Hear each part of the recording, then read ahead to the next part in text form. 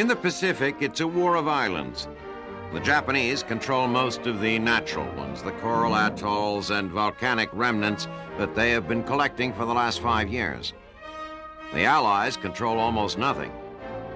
The islands the Allies fight from are artificial.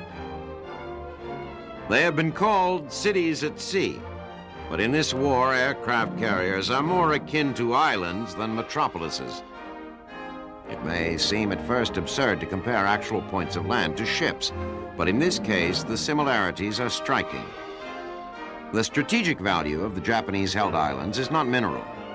On the vast majority, there is no oil, coal, or smeltable ore.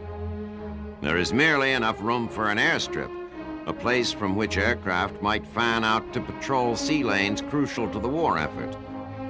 To do that, these islands have become home to close communities dedicated to a single end, the delivery of aircraft.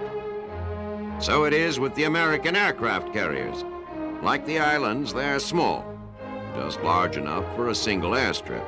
And like the islands, for them to do their job, they are dependent on a small community that can minister not just to the needs of aircraft, but to the people who support them. Life aboard an American carrier is shaped not so much by war as it is by all the same social forces that have shaped America. With more than 3,000 crewmen aboard, the ship has a class structure, an economy, and mass media to disseminate information. The people who make the island's existence possible labor anonymously far below deck. Everything a carrier does is dependent on power, and all of that power comes from the boiler room. The boiler room is a hot, greasy place, the factory floor of the carrier. But its existence makes life on the rest of the ship possible. The crew lives a few decks above the boilers. Theirs is a compact but not uncomfortable existence, not unlike that of the Japanese island dwellers they've come to fight. There are hot meals to be had, with fresh vegetables and bread just out of the oven. There are barber shops, drugstores, and wardrooms for recreation. The crewman can take in a movie or find a little quiet time for reading or writing letters home. One's social class on a carrier is determined by one's proximity to aircraft. The crewmen who work with the planes are higher up the ladder than those who don't. The plane captains, responsible for the care of specific aircraft, are the highest of the non-flyers. But it is the pilots who are the princes of the aircraft carrier. It is their lives that are, to the men below, almost blessed.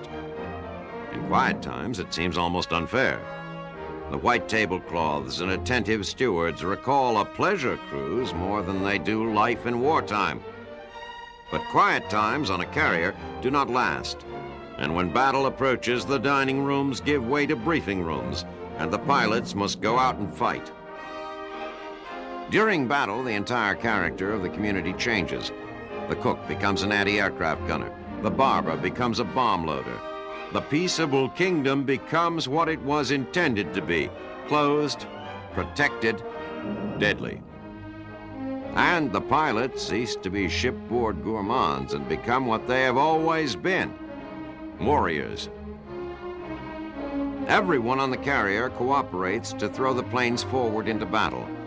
On the tight confines of the flight deck, no mistakes can be tolerated. The planes are heavy with fuel and ordnance. One tiny misdirection could mean the death of the entire community. It is amazing somehow that the planes ever get into the air, but they do.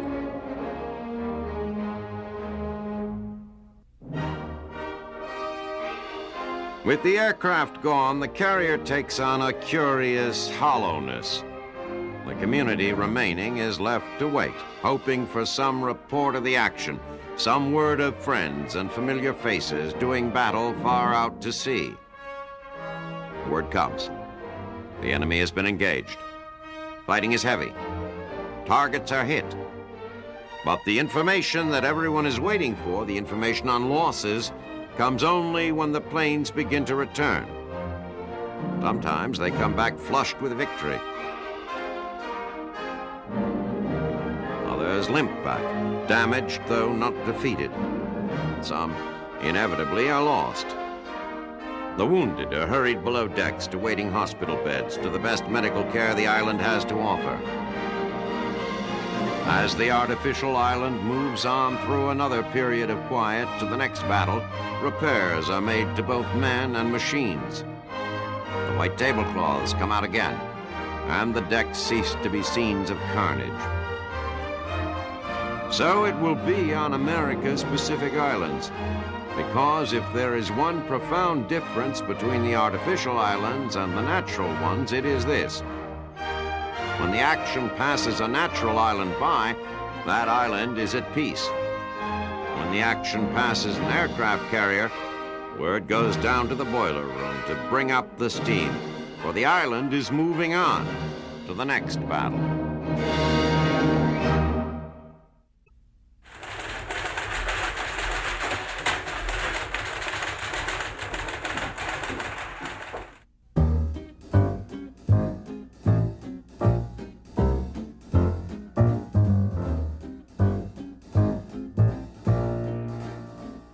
Now, don't get me wrong. There's nothing particularly surprising about a soldier having a nice, healthy interest in girls, kind of unofficially, in context, off hours. But now there are those who are concerned, wouldn't be too strong a word, concerned about the moral fiber of our boys over there. Now, it's not that we're being priggish. We understand. Pilots are different from the rest of us, and there's a long history of decorating airplanes. In World War I, the Lafayette Escadrille decorated its planes unofficially with an Indian head. Nothing wrong with that. It builds esprit. We loved how Eddie Rickenbacker, the ace of aces, went into battle sporting a jaunty top hat. The first Americans to serve in World War II, the American Volunteer Group in China, painted shark's teeth on their P-40s. It wasn't long before the locals started calling them flying tiger sharks, which the Americans shortened to flying tigers. That surely was what Secretary of War Henry Stinson had in mind when he decided to allow the individual decoration of aircraft. Build spirit, announce the bold new American presence. Surely he couldn't have been thinking of, well, you talk about a nose for girls. Oh, it's not just girls. There are other things painted by American flyers on their aircraft. Well, there must be something. Oh, yes, there are names. Names of hometowns, names of cartoon characters, and names of girls. The fledgling artists are inspired by Antonio Vargas pinups, by the dream girls of Esquire magazine, and by the Hollywood starlets who are goodwill touring the world.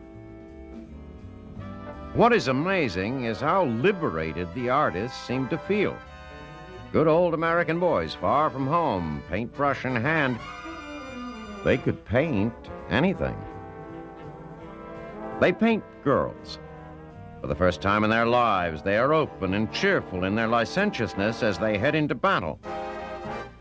When the war ends, is this what we want the world to remember about their American visitors? It's probably too late to do anything about it. The English, saddled with thousands of American flyers, came to the conclusion that Americans have three problems. They are overpaid, oversexed, and over here. It's no wonder. Every time they look up at a passing plane, they see, well, a good deal more than a proper Englishman is used to seeing. Godspeed, boys. You've got a lot of life left to live. But don't forget all those girls back home.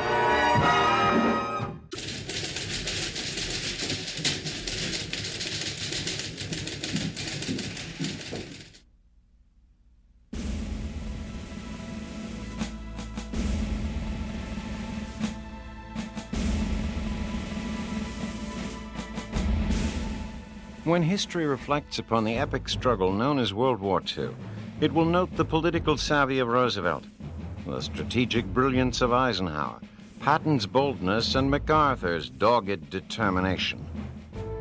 lost in the praise of these great men who helped shepherd the free world through the trials of global conflict, will be the true hero of this war, G.I. Joe. He is the common soldier, sailor, or airman. He did not ask to be thrown into this tempest of blood and violence. His heart is at home with his family and friends, yet when fate pressed upon him the most difficult of situations, the most trying of circumstances, his indomitable spirit never ceased to carry the day. 1941 found him an innocent young man from small-town USA. The war in Europe and Asia was a distant affair of little consequence to his daily life.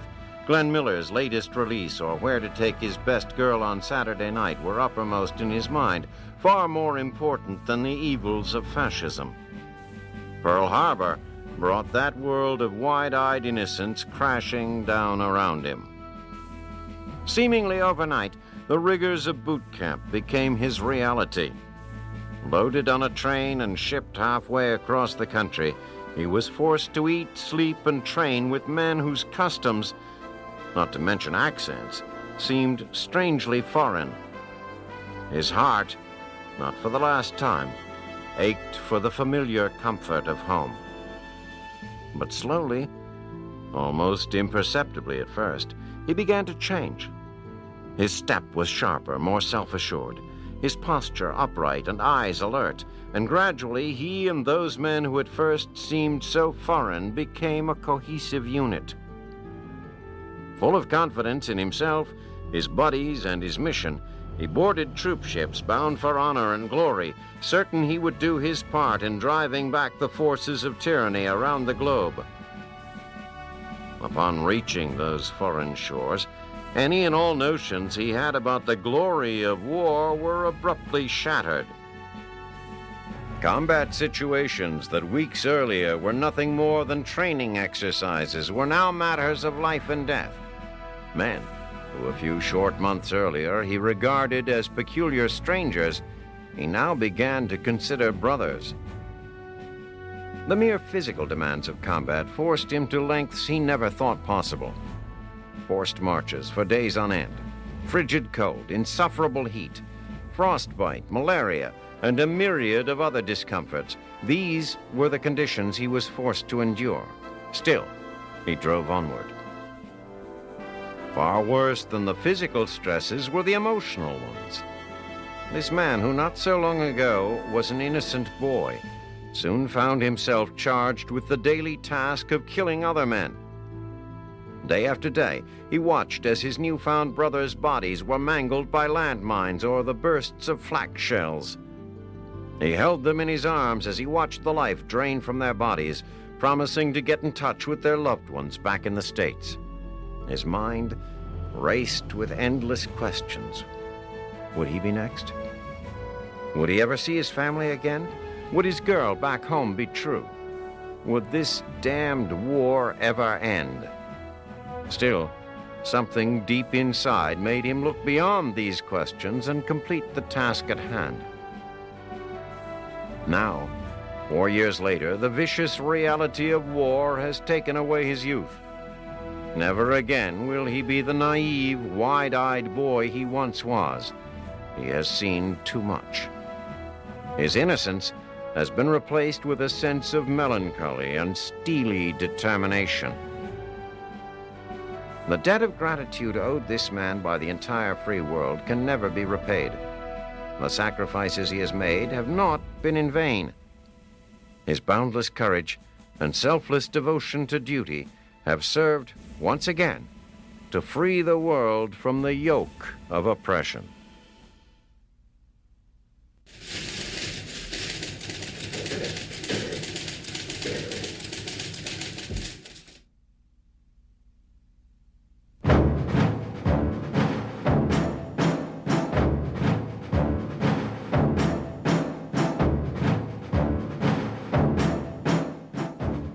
Although the American military was caught grossly unprepared for the onset of war, its commanders have been quick to learn from their mistakes. Beyond correcting the obvious deficiencies in both the quality and quantity of equipment, great strides have been made in preparing the men themselves for the challenges they will face. Despite the victory on Guadalcanal, the American forces fighting there were severely bloodied by an enemy who was far more savvy about how to fight and survive in the jungle. On New Guinea and in Burma, American men also find themselves living and fighting in an environment for which they are wholly unprepared. Realizing that driving across the Pacific will mean wresting many more jungle islands from Japanese control, American commanders have established schools to train their men in the ways of jungle warfare. Sites in Burma, as well as the hard-won jungles of Guadalcanal, are now serving as training grounds. The men are taught how to advance quietly through the jungle, ever alert for an enemy ambush. They receive one-on-one personal training as well as unit training. It is the first time they have been exposed to the harsh jungle environment, and the instructors do everything possible to simulate combat situations. Roman candles are a favorite method to simulate hot flying shrapnel. Beyond training and techniques for fighting in the jungle, the men are taught the do's and don'ts of living in the jungle. With instruction from veteran Australian troops as well as Burmese natives, the men learn how to distinguish edible fruits and vegetables from poisonous ones. They are introduced to what is surely the most versatile plant on Earth, the bamboo. It can be used for everything from constructing a lean-to shelter, to a raft, to a cooking pot for dinner. Palm fronds can be thatched together to make a mattress or hat. Perhaps the most important lesson the men will learn is the importance of water safety. Diseases contracted from drinking tainted water have severely sapped the fighting strength of many American units fighting in the jungle. Here they learn that the only safe drinking water in the jungle comes from vines and trees. Water from any other source must first be boiled. Although the drive across the Pacific will certainly be a long, bloody affair, American commanders hope that the increase in training and knowledge will help save lives and assure that American boys are the best equipped and best trained fighting men in the world.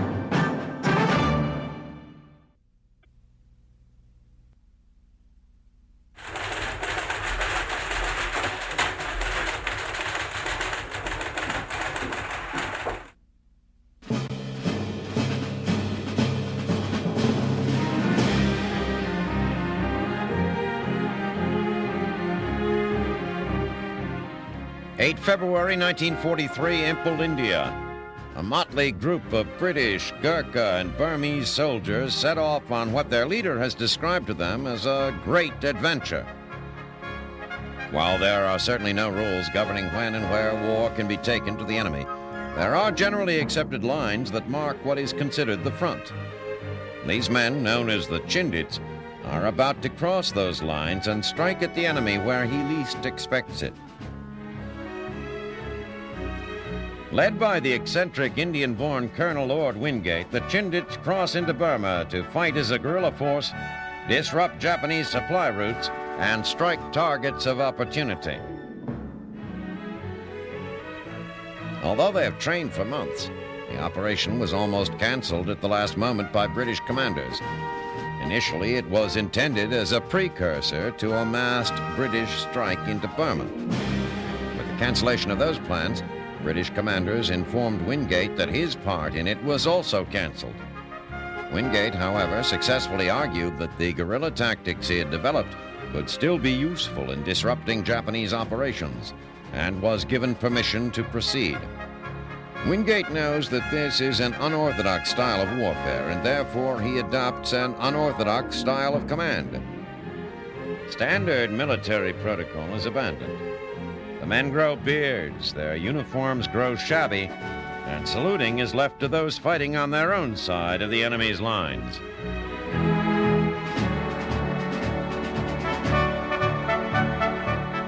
This failure to observe traditional military regulations does not mean there is a lack of discipline. Wingate places tremendous demands on his men.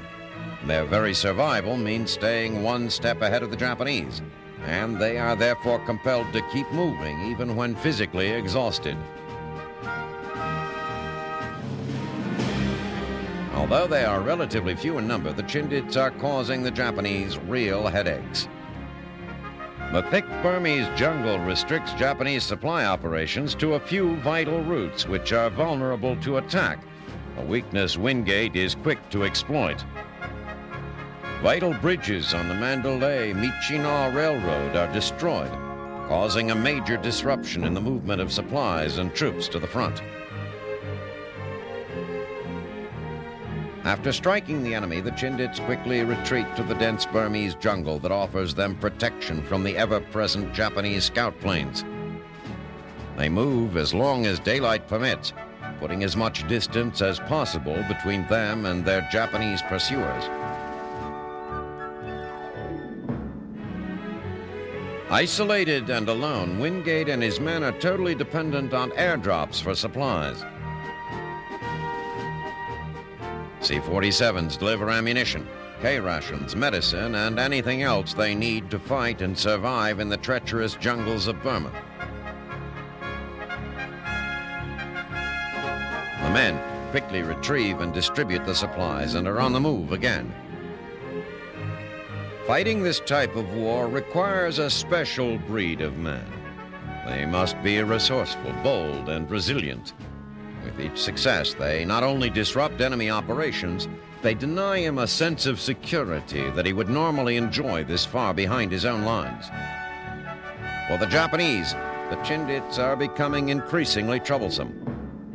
Beyond the logistical problems created by the destruction of key bridges and roads, morale in the theater is beginning to suffer.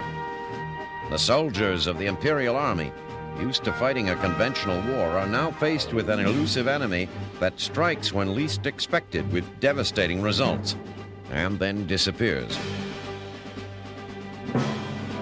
Wingate is elated. His confidence in his men and in his tactics has been vindicated. His operation, which was almost canceled, has met with astounding success. It has been, in many ways, the most effective campaign yet waged by the Allies in Burma.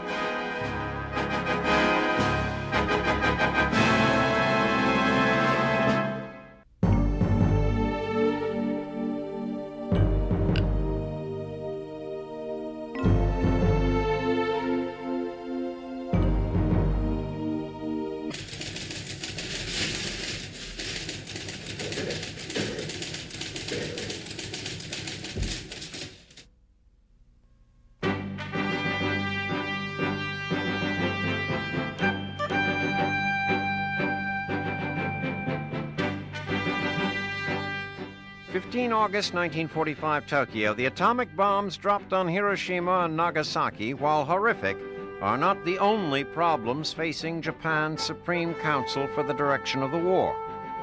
Since May, the commanders of the mighty Japanese Imperial War Machine have been despondent. They know that in strategic terms, Japan has shot her last bolt. The Japanese economy is in shambles. Most of her imported sources of food and raw materials have been cut off. Many of her people face starvation. Japan's proud military is also in a shambles, with the Navy in particular reduced to a mere shadow of itself. When the Germans surrendered in Europe last May, that freed the Americans to intensify their fighting in the Pacific. Since then, American victories have included the capture of Okinawa, a nearby island that is a prime site for launching bomber attacks against Japanese cities.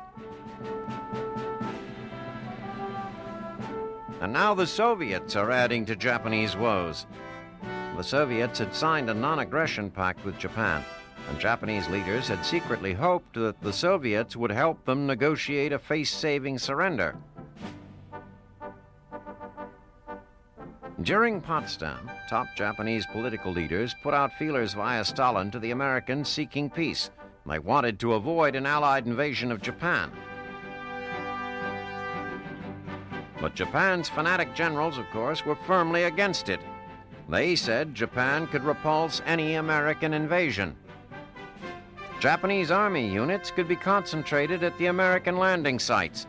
Japanese Air Force planes in waves of kamikaze assaults could strafe the American transports and their troops. And if the American troops moved further inland, they'd encounter volunteer reserve forces who'd fight them. This ludicrous assessment of Japan's ability to stave off a stronger, better-equipped American invasion reflects how obsessed the generals are with military honor. They talk about a general decisive battle that adheres to a vigorous spirit of attack to set the example for 100 million compatriots. So, perhaps against the wiser judgment of the political leaders, Japan listed the following conditions for peace: no military occupation of Japan, the right to try their war criminals themselves, and the right to disarm their own troops rather than surrender directly to the Allies. The final point is a face-saving offer from the generals. Maybe the Japanese public will think that Japanese forces hadn't been defeated, but had merely laid down their arms voluntarily. U.S. Secretary of State James Burns firmly rejects those conditions, saying only unconditional surrender was acceptable. Burns added that this meant the Emperor would be subject to the supreme commander of the Allied powers. That is too much for the Japanese in early summer. They fear the Emperor being deposed and the elimination of Japan's chrysanthemum throne. The Japanese generals know their soldiers will never surrender if it means the loss of their Emperor. So they fight on. But now, in August, their old friends, the Soviets, have declared war on Japan. Old Stalin has his eye on gaining the southern half of Sakhalin Island, as well as the Kuril Islands and the old Russian bases of Port Arthur and Dairen in South Manchuria. So 80 Soviet divisions race across the Gobi Desert and over mountainous terrain to push the Japanese out of China. The Soviets are far superior in men, equipment, and experience to the Japanese Kwantung Army in Manchuria, which has only 24 poorly equipped divisions to face them. Many of the Kwantung soldiers are aging or unfit. They have almost no fighting experience. Their equipment is obsolete. The first-rate Japanese troops and equipment headed to the Pacific Front long ago. The Kwantung soldiers are, by and large, overrun by the Soviets, with thousands of Japanese captured as prisoners. Only occasionally does a Japanese unit offer up resistance. The mounting losses in China are then joined by the devastation of the 2 atomic bombs. Back in Tokyo, the Emperor calls his Supreme Council for the direction of the war back to his bomb-proof bunker. The council members argue over what the Americans' term of unconditional surrender, subject to, might mean for the Emperor. It falls to the Emperor himself to make a decision, and Hirohito calls for the immediate acceptance of the Allied demand. He tells his stunned and saddened council that it should bow to my wishes and accept. The next day, on 15 August, Hirohito's high voice of the crane goes out to his 100 million loyal subjects for the first time in their lives via a noon radio broadcast. Despite the best that has been done by everyone, the war situation developed not necessarily to Japan's advantage, while the general trends of the world have all turned against her interest. Moreover, the enemy has begun to employ a new and most cruel bomb. The Emperor told his subjects that he was aware of their innermost feelings about surrendering, and aware it would subject them to new and great hardship and suffering. However, says Hirohito, we have resolved to pave the way for a grand peace for all generations to come by enduring the unendurable and suffering what is insufferable. Several army leaders commit suicide rather than hear the Emperor agree to surrender. and assassins make attempts on some of the political leaders. But most Japanese accept the will of their emperor. It is the only real choice they have.